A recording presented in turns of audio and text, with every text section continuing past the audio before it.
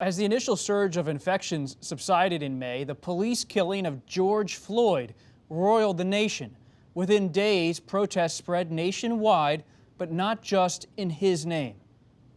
Ahmaud Arbery. He was a 25-year-old black man chased and killed by at least 2 white men as he was jogging in a Georgia neighborhood. It's time for us to stand up in Georgia's name and say, get your knee off our necks. As evening begins here in Washington, police are firing tear gas, deploying flashbangs to disperse peaceful protests near the White House.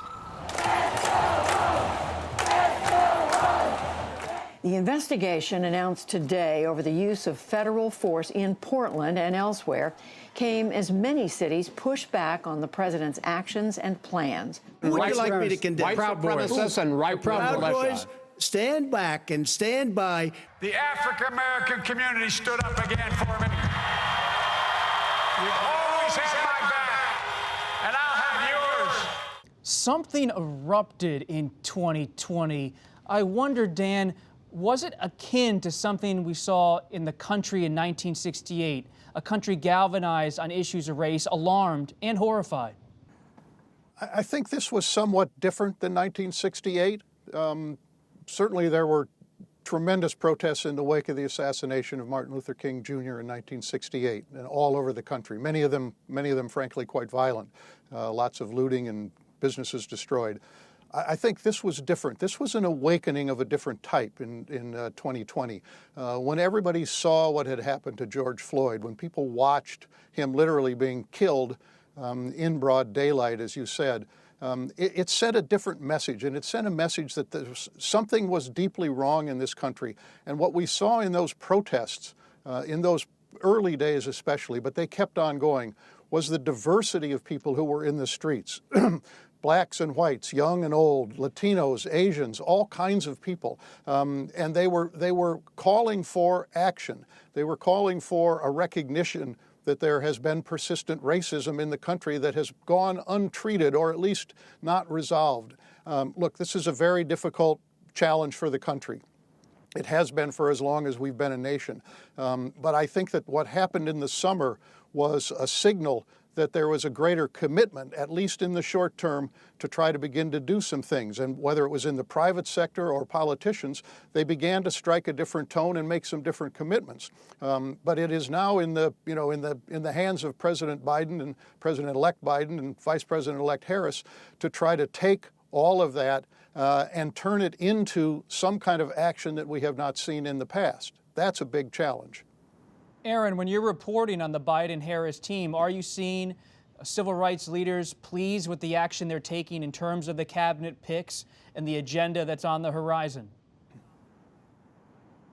Well, what civil rights leaders and activists and others who are committed to racial equality and really for the systemic change to racial inequality that existed long before the pandemic and that has been addressed only incrementally, really, in the history of our nation. What they are saying is that they are cautiously optimistic. Joe Biden is somebody who became the primary nominee because of Black voters, and his election and Vice President-elect Harris's election was largely because of the Black voters who came out and voted in record numbers, even in the midst of a pandemic, and who were protesting racial injustice and the unrelenting killing of Black Americans by law enforcement, even in the midst of a global public health and economic crisis. So the stakes were high for these voters, and they absolutely plan to hold this administration accountable.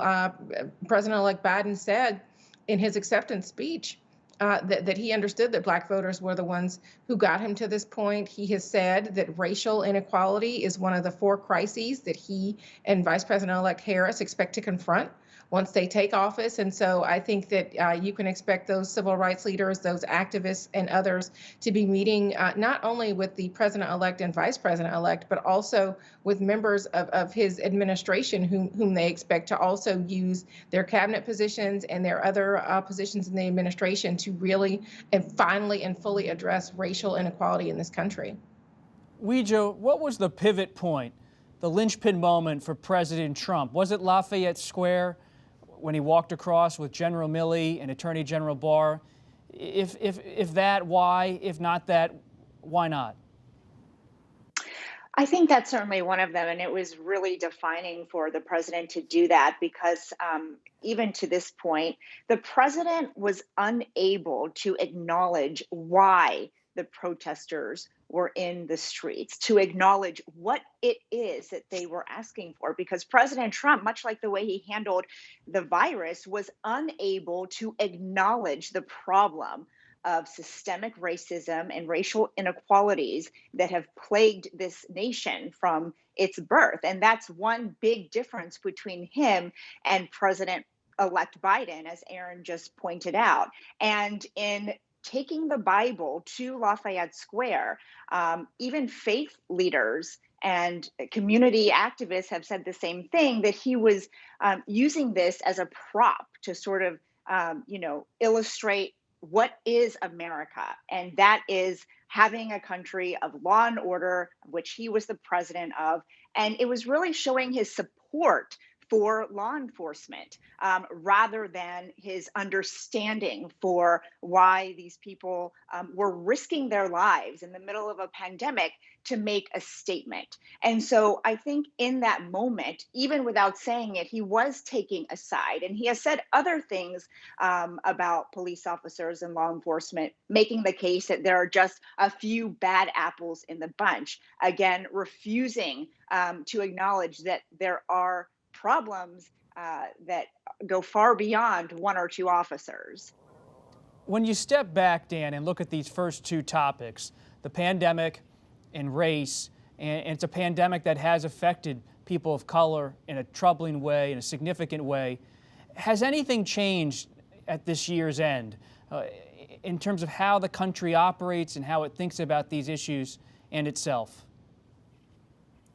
Bob, I think we all hope that the country has changed somewhat, and there's been some evidence that there's been a change. I think there is broader support for some of the goals of the Black Lives Matter movement. There's obviously controversy over that. We saw that in the issue of the quote-unquote defunding the police matter. But I think that what has been set off from what happened over the course of this year, both in terms of the inequalities that have been revealed through the pandemic and the economic problems, as well as the racial injustices that persist, I think that there is a greater willingness on the part of the country to address those. But finding the right solutions is very, very difficult.